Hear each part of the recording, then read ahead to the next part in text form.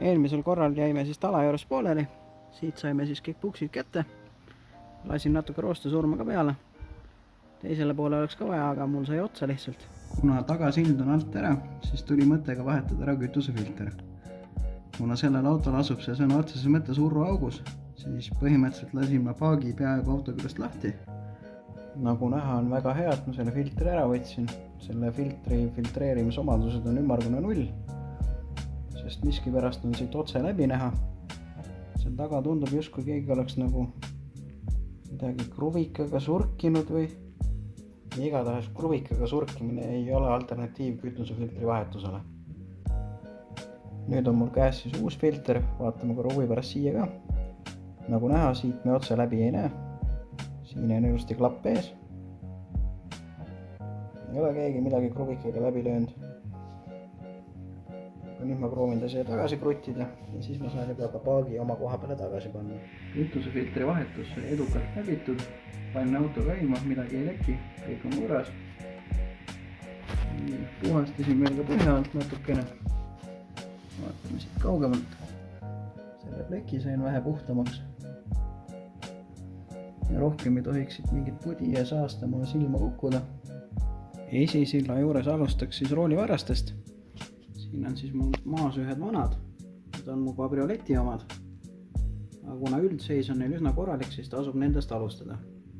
Mis ma täpselt teen on, siis keeran siit küljest ära vanad rooli otsad, reguleerkruvid ja alles siis jäävadki paljad vardad ja mutrid võtan ka uuesti kasutusele. Siin kõrval on mul ootamas uued reguleerkruvid ja uued rooli otsad. Nagu ma varem mainisin, siis jah, need vardad olid mul teise auto küljest. Siin on siis näha selle Rimaca originaale. Näete kui roostes. Nagu näha, siit ei keera mitte ükski asi. Ja nende õige koht saab olema ainult prügikast. Sain just hetk tagasi uued kokku. Vanad panin korraks kõrvale, et see pikkus enam-vähem paika saada. Et rehve alt ära ei sõidaks ennem kui sillast endi saab. Kui enamjaolt olen veermiku kallal toimetanud, siis ka tegelikult see mootori juures oli üks mure. Nimelt puudu oli generaatori ja rihma pinguti. Mõtlesin, mis siis ikka, hea lihtne, lähen võtan uue. Aga sellega hakkas üks jama pihta. Miskipärast tulevad sama varuosa numbriga ka uuema 2.7 omad. Pealt näha on nad täpselt ühtemoodi, aga erinevus seisneb siis selles tilas. Sellel asutasin all nurgas ja uuema V6 omal on ta siinpool. Sellest sõltub siis see pinguti lõppasend. Kuna see tila on sellel siin all, siis pinguti jäi väga valet pidi, täpselt siia Geneka ja Ventpolli rihmaratta vahele, ehk siis seal oli tast 0 kasu. Õigega jääb siis see rull ilusti Ventpolli rihmaratta peale ning toetab rihma nii nagu peab. Geneka pinguti sai ilusti paika, panin tööle, proovisin, Genekas laeb, isegi kliima töötab, külma teeb. Ehk siis selle protsessiga võib rahul olla. Enne tegin siis roolivardaid ja nüüd kuna roolivardad on tehtud, siis peaks ka roolilati kummi ära vahetama. Üritan siit vahelt näidata, et siin ta on, et see kumm on siis katki. Üritan vana otsast ära kangutada ja siis lükkan uue tagasi. Ja pärast seda saab juba roolivardad ka auto külge panna. Eemaldasin siis siit õhufiltri kopsiku kaane. Lükkasin karteri tuule toru kõrvale ja siis mu käed mahtusid siia vahele. Siit on siis hetkel vana kumm ära võetud. Latt on ilus puhas. Ühesõnaga uue kummiga saame seda eluiga veelgi pikendada. Mis siis vanast kummist järgi on siin hunnik tükke. See järjest jupikaupa laguneb siin.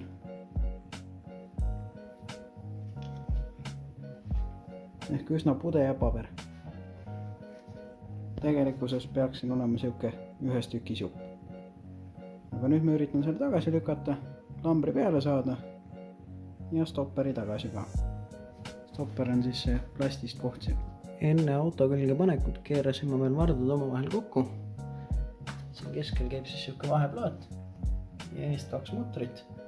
Need on hulga lihtsam põrandal kokku keerata, kui seal vahel ukerdada. Ja lisaks saab niilaki kindlasti sirgelt ilusti. Nüüd tulebki see ühest koopast sisse ajada ja see ots, kus siin 2 porti on, roolilati külge kinnitada. ja saingi ilusti vardad lati külge kinni. Esisillas siis lõpetasin viimane kord nende rooliotstega. Kuna kogu see projekt on juba nii lappama läinud tagasillaga ja muude asjadega, siis mõtlesin, et paneks kohe madaldusega alla. Selle tarvis tuleb siis mõlemalt poolt püstakud autoküljest lahti lasta. Siit püstaku küljest saab selle klambri lahti lasta, mis pidurivoolikuid ja torusid hoiab. Siis jäävad need siia rippuma. Ja ülevalt on meil üks mutter. Selle siit lahti ja ongi ta auto küljest ära. Vahepeal olen siis pooltelje lahti keeranud.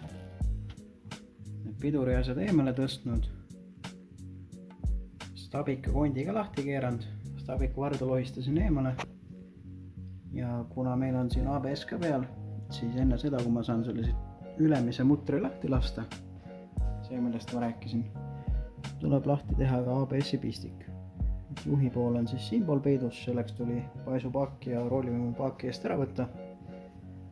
Voolikud on piisavalt pikad, et saab need eemale nihutada. Ja paremal pool on see pistik siin samas. Ja ongi püstakud autolt eemaldatud. Siia üles jätsin need siis oma koha peale.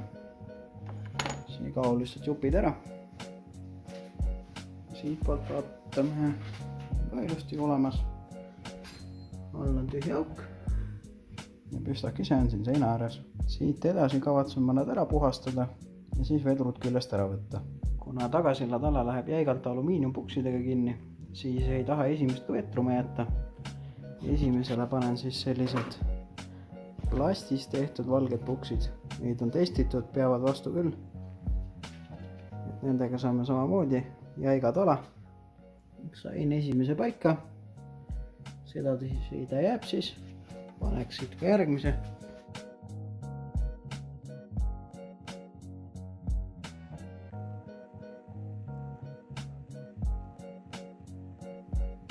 Kindlasti võtmega ei ole küll kõige õigem lüüa, aga see oli praegu käepärast. Pärast seda, kui ma puksid paika sain, keerasin mõõtsad lahti ja määrasin poldid ära. Milleks see vajalik on? See on siis selleks, et need on ainsad kummipuksid, mis mul järgi on. Ja kui need nüüd vales asendis kinni keerata, siis nendest ei jää varsti mitte midagi järgi. Ehk ühesõnaga, kui auto on oma raskusega vastu maad, siis tuleb nad lõpuks kinni pingutada. Kuna sarniirid on tegelikkuses L ja R tähised peal, siis võtsin ma siiski vanad küljest ära ja panin tala paika. Siin on siis näha ilusti need uued puksid. Samuti panin kastipõdjad kinni ilusti. Ehk siis põhiosa esisillast on paigas ja nüüd võiks hakata ka teisi asju tagasi panema. Lammutasin siis esimesed püstakud veel laiali ja siinkohal lõpetaks siiski puhaste püstakutega ning jätkaks siis, kui saab kätte madalduse vedrud.